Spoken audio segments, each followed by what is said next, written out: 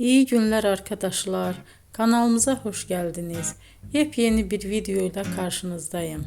Elçin Sangu ve Barış Ardus'tan yepyeni karelerini sizler için düzenleyip video haline getirdim ve sizlere sunuyorum.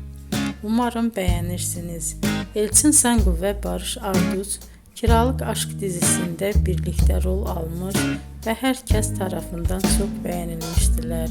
Biz de onların en güzel ve en özel karelerini sizler için hazırladık. Videoların devamını istiyorsanız kanalımıza abone olup sona kadar izlemeyi unutmayın. Hoşça kalın. Bizden bu kadar.